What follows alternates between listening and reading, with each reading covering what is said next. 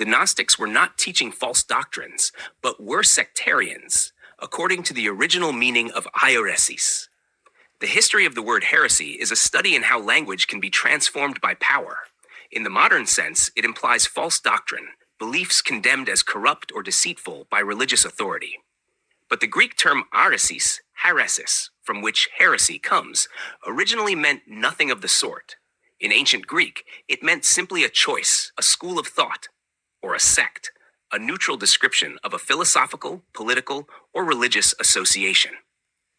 The later church transformed this once neutral term into a label of condemnation, but the earliest Christians, including Paul himself, used it to describe legitimate differences in interpretation and affiliation. When the early Gnostic Christians were branded heretics, the term did not originally mean that they were false teachers, but that they belonged to a different sect, a heresis in the original Greek sense. The Gnostics, therefore, were not corrupters of truth, but participants in a broader diversity of early Christian belief, often affirming the same doctrines that later became pillars of orthodoxy. 1. The classical meaning of aσήμρεσις. The noun αἴρεσις derives from the Greek verb aireomai, meaning to take or to choose. In its earliest usage, it denoted a deliberate choice or decision. The historian Herodotus, Histories 3.80, uses it in this sense, open quote, having made their choice heresis, they took their course of action. Close quote. Likewise, Plato employs it in Republic 6.7e, where each soul must choose its destiny in the afterlife. Open quote, each soul was required to make its choice heresin of life. Close quote. In Aristotle's Topics 101a37, heresis describes a philosophical school. Each philosophy is a heresis. The Stoics, Epicureans, and Peripatetics were all heresies, schools of thought or chosen disciplines. Similarly, Polybius, Histories 656.6, uses the word for political factions within the Roman Republic. None of these examples carries a hint of moral condemnation. Heresis referred simply to a sect, party, or philosophy, a path chosen freely by the intellect. To belong to the heresis of Epicurus or Zeno was to affiliate with a distinct system of thought, not to err against truth. 2. The Jewish and Hellenistic context. When Greek became the common language of the Eastern Mediterranean, Jewish authors adopted heresis in this same neutral sense. The historian Josephus, describing the divisions of Judaism in the first century, writes in Antiquities 13.171 and Wars 2.19, open quote, the Jews have three heresies, the Pharisees, the Sadducees, and the Essenes, close quote. For Josephus, heresis merely denoted a school within Judaism, legitimate parties coexisting under the same faith. This Hellenistic Jewish use prepared the way for the New Testament writers who continued to employ heresis in this descriptive sense. 3. Hairesis in the New Testament. In the book of Acts, heresis appears several times as a neutral or descriptive term. It refers both to Jewish sects and to the early Christian movement itself. Acts 5:17. Then the high priest rose up, and all they that were with him, which is the heresis of the Sadducees, were filled with indignation. Acts 15:5. There rose up certain of the heresis of the Pharisees, which believed. Acts 24:5. Paul is accused before Felix as a ringleader of the heresis of the Nazarenes. Acts 24:14. Paul replies, after the way which they call heresis, so worship I the God of my fathers, believing all things which are written in the law and in the prophets. Paul does not deny being part of a sect, he embraces it. His faith, he says, accords with Scripture, even though others label it heresis. Thus, the earliest Christians themselves were considered a sect within Judaism, not a new or false religion. Even when Paul later writes, there must also be heresies among you. 1 Corinthians 11, verse 19. The context shows he means factions or divisions within the congregation, not false teaching. Heresis still means sect, not error. 4. From neutral term to condemnation. Only in the 2nd century did heresis take on its negative connotation. As the church became institutionalized, bishops like Irenaeus, Tertullian, and Hippolytus used the term to enforce doctrinal uniformity. Their writings, Adversus Heresies and others, turned a neutral word into a polemical weapon. Yet these so-called heretics, the Valentinians, Sethians, Basilidians, and others, were not enemies of Christ. They were Christian philosophers exploring the mysteries of the deity, often affirming the same truths found in canonical writings.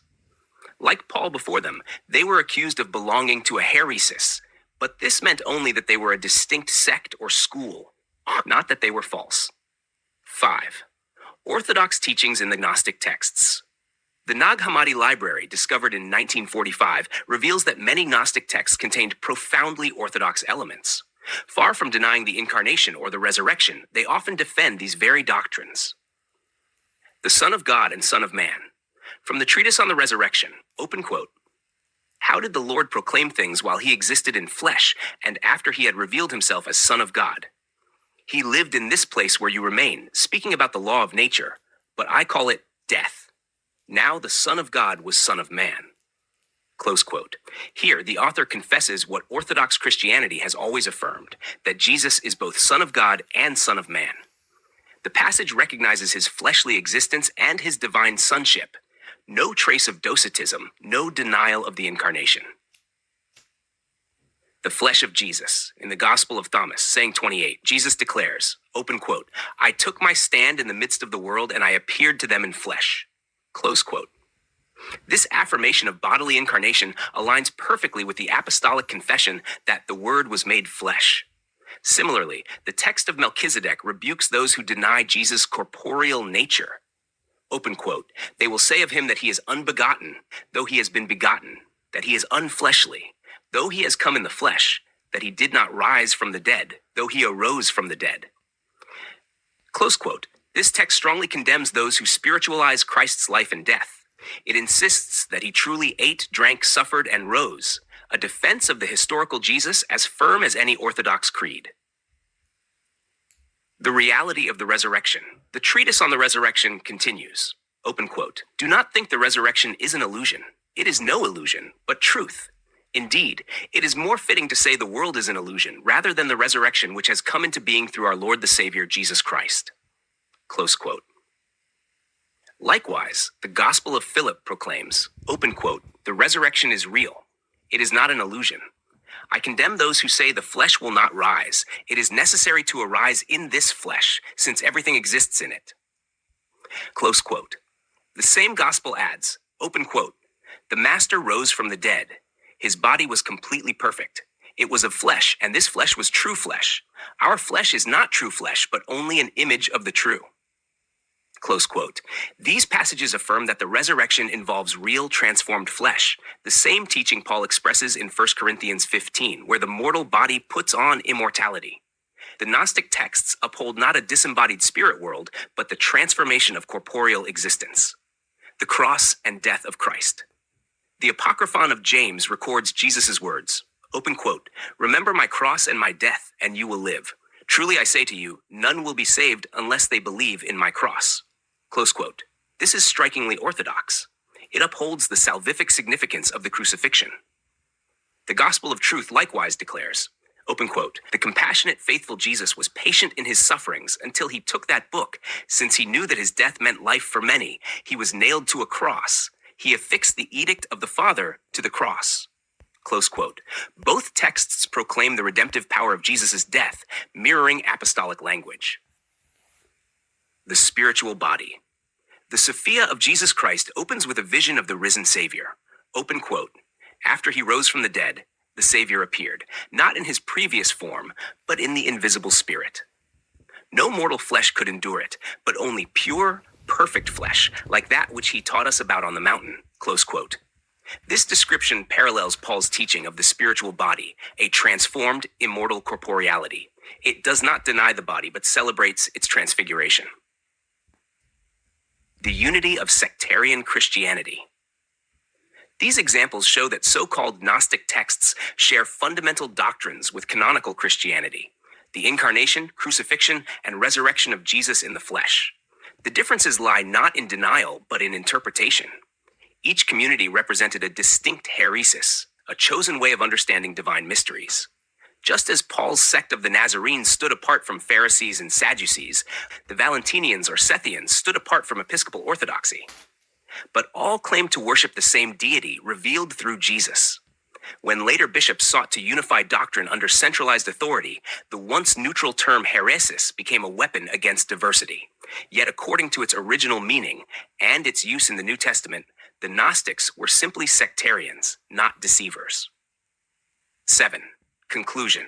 From Herodotus to Paul, from Josephus to the writers of the Nag Hammadi Library, the term aorszáis meant choice, school, or sect. It signified the freedom to follow a particular path of understanding. Only later, through the consolidation of ecclesiastical power, did it come to mean heresy, false doctrine to be suppressed. The linguistic and textual evidence reveals that the Gnostics were not false teachers, but choosers, seekers of wisdom within the vast field of early Christian belief. Like Paul before Felix, they could say, "After the way which they call heresis, so worship I the God of my fathers." They taught the same central truths, Christ's incarnation, death, and resurrection, though expressed through different imagery and cosmology. Their writings reveal not rebellion against truth, but devotion to it. They were heresies in the purest sense, chosen paths within the great diversity of the early faith. Thus, to restore the true meaning of heresis is to restore historical honesty. The Gnostics were never corrupters of Christianity. They were participants in it, sectarians, not heretics, following their chosen way in the worship of the one deity.